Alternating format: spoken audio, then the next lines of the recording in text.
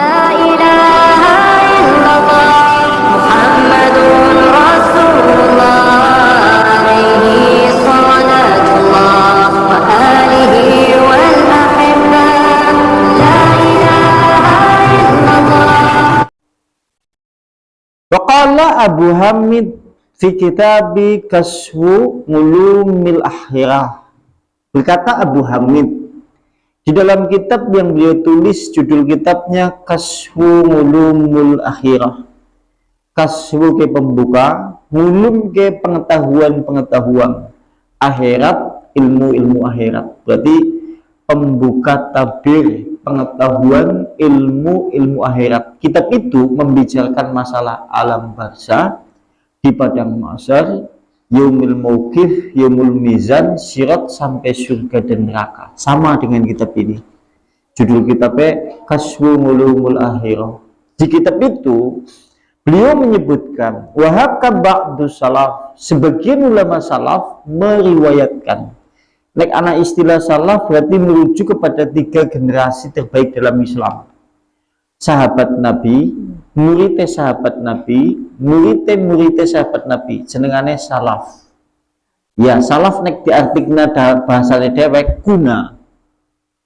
Nek salaf artine kuna, wong kuna berarti wong salaf. Karena wong kuna kon ya jenengane salaf. Ya, salaf nang kene kalau istilah dalam bahasa kitab nek ana penyebutan salafus saleh berarti merujuk kepada 3 generasi terbaik dalam Islam. Sahabat Nabi, 2 murid jenengane tabi'in. Berarti tabi'in muridnya sahabat-sahabat Nabi. Muridnya tabi'in jenengane tabi'ut tabi'in. Nah, 3 generasi terbaik itu sahabat Nabi, tabi'in, tabi'ut tabi'in, sing dijenengi salafus saleh. Nah, kata Rasulullah dan banyak ulama menyebutkan kita sebagai umat di akhir zaman ini disuruh untuk mengikuti cara beragama agama mereka. Nek dewek kepengen selamat agamane, dewek kon ngetutna cara beragamane 3 generasi terbaik ini. Makanya kadang-kadang ada suka orang yang berkata, marilah kita kembali ke manhaj salaf.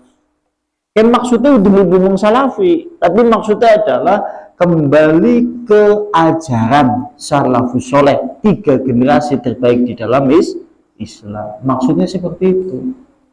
Sing dimaksud kembalilah ke manhaj salaf. Nih kadang-kadang wong salah persepsi, seakan-akan kembalilah ke salafi, kembalilah ke salafi. Padahal sing dimaksud itu, sing dimaksud adalah kembali ke dalam ajaran Islam yang dijalankan oleh generasi terbaik dalam Islam, yaitu salafus soleh.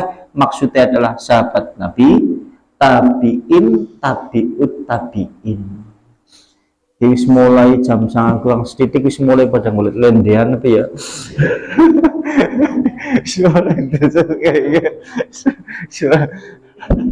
Mulai kayak mulai nanti ngulit dalam laut status dikiki-kiki. Iya sih ngantuk ya. Jadi kemudian lagi kamu ngantuk ya. Dan lihat ya. Wahakab ba'du salaf telah meriwayatkan, yaitu sebagian salafus saleh min ahli tasnifi, dari para penulis kitab, generasi salafus saleh penulis kitab. Mereka itu berkata, annal haudos, sungguhnya telaga akan didatangi sesudah sirat. Jadi sungguhnya telaga akan didatangi sesudah sirat. Akan tetapi pendapat ini keliru. Keliru. Karena sebagian besar ulama berpendapat yang namanya telaga Kausar didatangi sebelum manusia melewati jembatan sirat. Sekalipun ini perbedaan pendapat, pokok permasalahan kita tidak membicarakan masalah bagaimana kemudian apakah telaga terlebih dahulu, apakah sirat terlebih dahulu. Yang paling pokok adalah kita selamat dan bisa sampai minum di telaga Kausar. Ini pembahasan masalah telaga Kausar terlebih dahulu, apakah mizan terlebih dahulu, apakah sirat terlebih dahulu. Dan pembahasan yang kedua sekarang. Pembahasan yang kedua, terkait masalah sifat telaga Nabi. Sekarang pembahasan sifat-sifat telaga Nabi. Sampai nek ditakoni, yuk ciri-ciri menganti sifatnya kayak apa? Apa? Ya.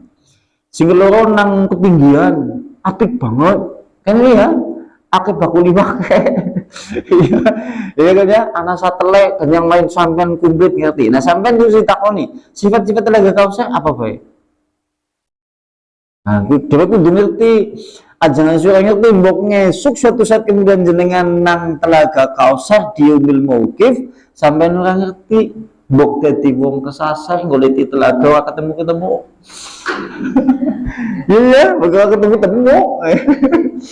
Ya, ketemu waktu ciri-ciri sih. Nah, disebutkan di dalam kitab Al-Bukhari. Berarti riwayatnya riwayat Bukhari, hadis yang terkenal ya. Mana Abu Hurairah dari Abu Hurairah. Ana Rasulullah sallallahu alaihi wasallam, sungguhnya Rasulullah qala, berkata Rasulullah bersabda, bainana anna qaimun ngalil haudi. Kata Rasulullah, aku berdiri di sisi telaga Kausar. Kata Nabi, aku berdiri di sisi telaga Kausar. Kata Nabi seperti itu. Lantas, idza zamratun, tiba-tiba datang serombongan manusia. Begitu Nabi di tepi sisi telaga Kausar, rombongan manusia teka. Ki wong ndi rombongane? Dirinjing. Aja dia kan sing pertama lah. Hatta idza ngaraftuhum, sehingga kata Nabi, aku mengenal mereka. Kata Nabi, sehingga aku mengenal mereka. Mengenal mereka di sini maksudnya adalah Nabi mengetahui bahwasannya mereka itu adalah orang-orang yang menunaikan sholat, beribadah, sehingga nampak yaitu cahaya di bagian anggota wudunya, sehingga Nabi mengenalnya. Berarti nek sing ora iku Nabi ora kenal sapa ae. Berarti ke sing pertama golongane wong golongan yaitu ibadah, sehingga Nabi mengenal mereka. Lantas haraja rajulun, kemudian keluar seorang laki-laki di antara kami dan di antara mereka. Jadi tatkala ada serombongan manusia dalam jumlah yang besar, lantas kemudian tiba-tiba Nabi begitu melihat segolongan besar itu, Nabi mengenal mereka. Tiba-tiba ada seorang laki-laki yang menjadi penengah di antara Nabi dan di antara rombongan itu. Laki-laki itu kemudian berkata kepada rombongan itu, "Halluma," katanya. Kata laki-laki itu yang menjadi penengah antara rombongan itu dan Nabi, laki-laki itu berkata kepada rombongan itu, kesini katanya. Kata laki-laki itu. Kata kemudian kata Rasulullah sallallahu alaihi wasallam, fakultu, kemudian aku Rasulullah berkata, ila aina, kemana hendak engkau bawa mereka itu? Kata laki-laki itu, illannar, menuju neraka. Berarti segolongan sing pertama Nabi kenal, dia adalah kelompok orang yang beribadah, mendirikan sholat, tapi kemudian dia dimasukkan ke dalam neraka. Kenapa kemudian mereka dimasukkan neraka? Kenapa kemudian Nabi mengenalnya? Nabi mengenalnya karena mereka tampak anggota bekas wudunya, tapi kemudian dengan ibadahnya ternyata tidak mencukupi dia selamat, sehingga dia dibawa menuju neraka. Lantas, wallahi, kata Rasulullah, demi Allah, kultu, aku berkata Rasulullah, masa nuhum, apa yang menjadikan mereka itu lantas kemudian dibawa menuju neraka? Faqala, kemudian dia berkata, laki-laki itu berkata, innahum qad irtadu ala adbrihim, sesungguhnya mereka telah murtad, keluar dari agamamu, yaitu mereka kembali menuju ke belakang, murtad dari agama-agama yang mereka bawa. Oh, mereka murtad kan anak loro ya. Siji nek murtad pindah dari agama Islam menuju non-Islam, jenengane istilah bahasa dewek murtad. Ana mening murtad dalam pandangan syariat, wonge KTP-ne Islam ngakune Islam, ning dihukumi oleh syariat Islam, dia dipandang orang murtad. Apa? Apa? Sampean umat Islam itu dihukum murtad ada dua. Satu, pindah agama dari Islam ke agama yang lain. Ini tidak dibahas, kita paham semuanya. Neng wong pindah agama ya otomatis murtad. Sekarang yang menjadi pembahasan adalah dia dipandang murtad oleh syariat Islam. Apa? Apa? Apa? Yang pertama adalah syirkul akbar. Dia melakukan syirik besar. Karena kita tahu yang namanya pelaku syirik besar ini akan yahruju minal millah, mengeluarkan pelakunya dari agama Islam. Kenek ana wong berbuat syirik besar, pelakunya otomatis keluar dari agama Islam sampai kemudian dia bertobat. Berarti nek ana wong nglakoni syirik besar, orang itu kemudian terjatuh pada hukum yahruju minal millah, keluar dari agama Islam secara otomatis. Terus sampai ditakoni maning, sing besar apa? Sing besar apa? Sing besar apa?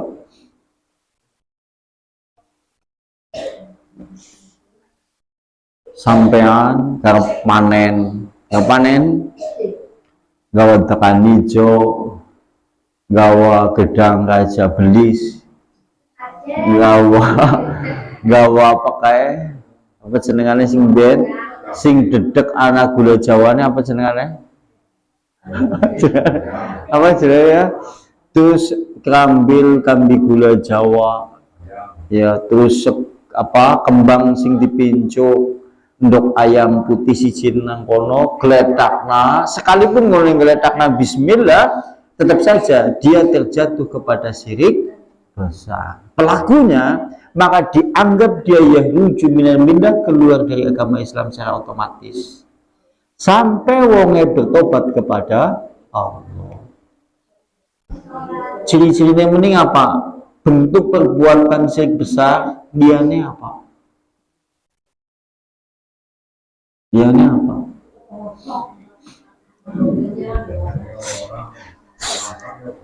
Jadi gini, syirik itu kan dibagi dua, ana syirik besar, ana syirik kecil. Istilah bahasa kitabnya syirkul akbar, syirik besar. Next syirik kecil, syirkul ashar, syirik kecil dan syirik besar. Jika kemudian orang melakukan dosa syirik besar, maka pelakunya keluar dari agama Islam. Kalau orang melakukan syirik kecil, dosanya lebih besar daripada dosa besar.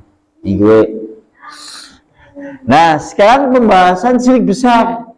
Bentuk-bentuk perbuatan yang kategorinya syirik besar, apa mending seliyane miki? Contoh. Yang namanya kemudian mengabulkan doa itu wewenangnya siapa? Allah.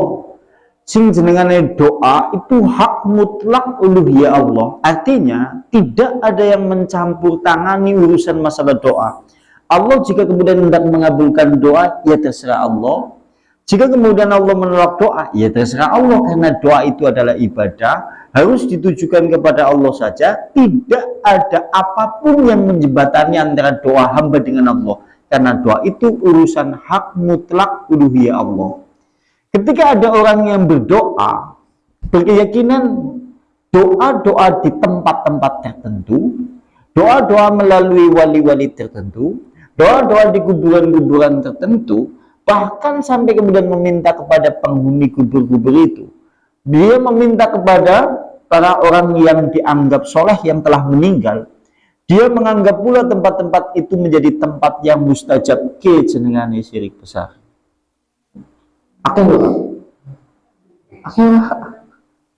Pelakunya maka yahruju minal millah. Kenapa? Karena doa ke hak mutlak Allah.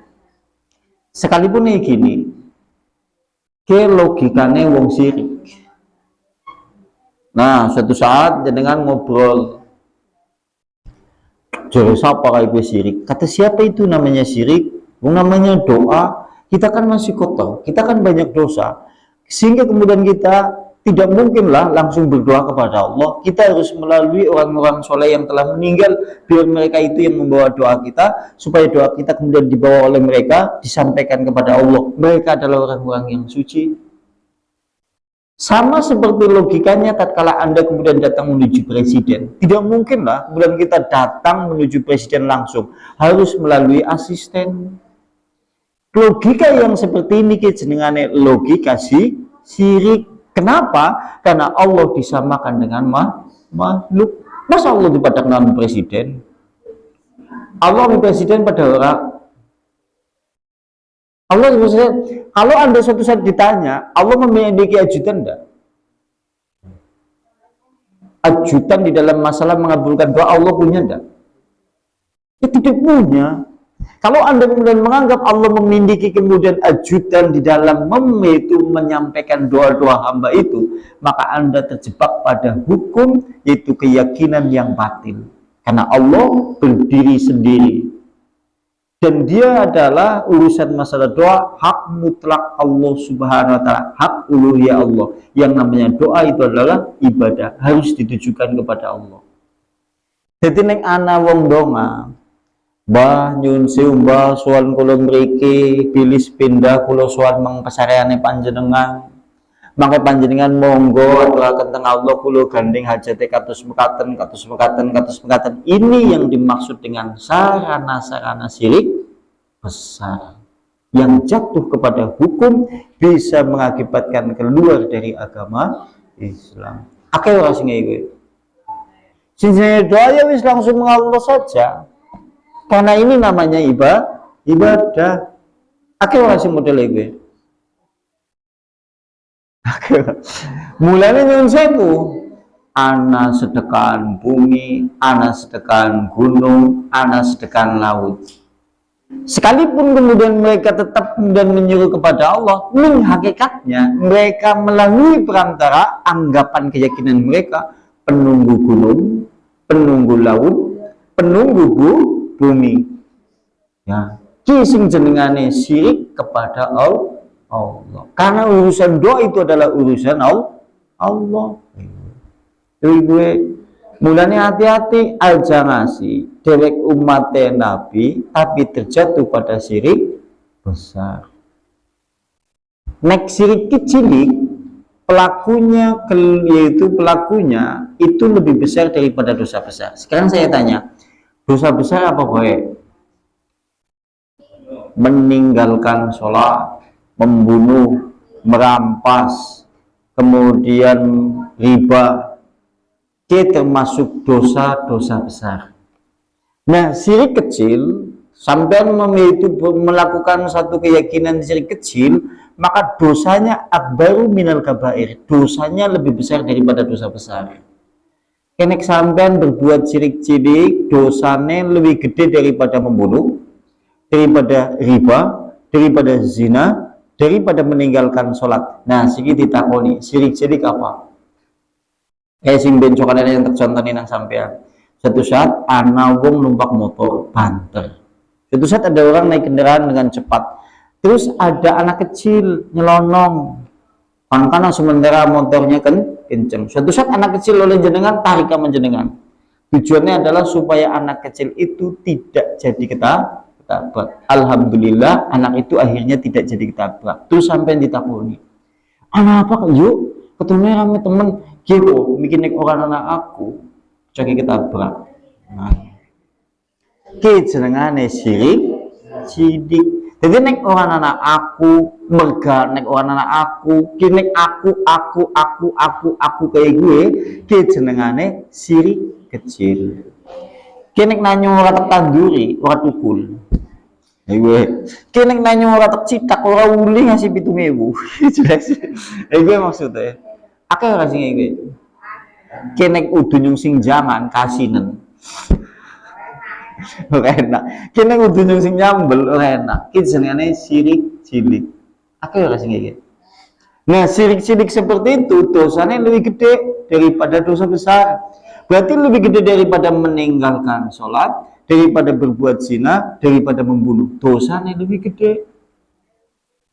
Lebih gede. Nah terus kayak gini, dosa besar selain dosa yang paling besar yaitu syirik, sing paling gede apa? Nek syirik wis disinggung. Siki dosa-dosa besar, sing dosa yang paling gede apa? Ana meninggalkan sholat, berzina, merampok, membunuh dan yang lain. Dosa yang paling besar di antara dosa-dosa besar itu apa? Meninggalkan sholat. Meninggalkan sholat lebih besar daripada dosanya daripada berzina. Meninggalkan sholat lebih besar daripada membunuh dosanya. Meninggalkan sholat lebih besar daripada merampas. Meninggalkan sholat dosanya lebih besar daripada makan riba. Karena dosa besar selain syirik yang menduduki dosa besar, yang paling besar adalah meninggalkan sholat. Saiki lu takut menjenengan. Nek ana nang masyarakat dewek, ana wong berbuat zina di tengah-tengah kampung, gak omongan ora? Omongan. Kayaknya mungkin di gardu, di pos-pos, di depan rumah, ibu-ibu ngerumpi sebelum masak, setelah belanja, wis ngomongnya viral, ngomong masalah gutek. Kayaknya ya. Nah si kinek anak wong meninggalkan sholat ngomongan enggak? Padahal dosa meninggalkan sholat itu lebih besar daripada berbuat zina. Tapi masyarakat kita nganggepnya biasa-biasa saja. Gue dan kayak gini, dan termasuk bagian dosa besar yang banyak menyebabkan kekafiran, bahkan bisa mengeluarkan seorang dari Islam, di antaranya adalah meninggalkan sholat.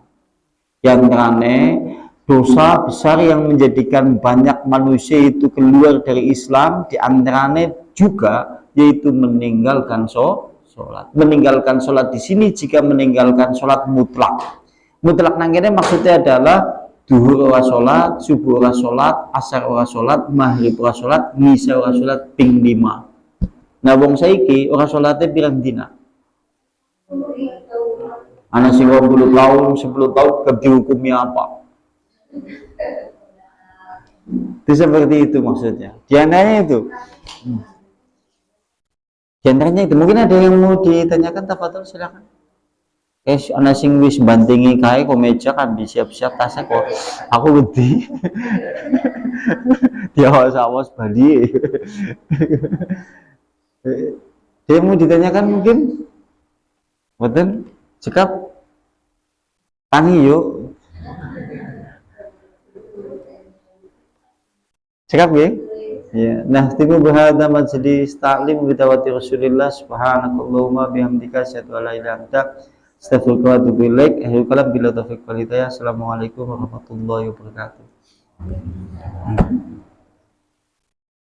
Kaget kok wis dibantingi mejane dadi kerasa kok.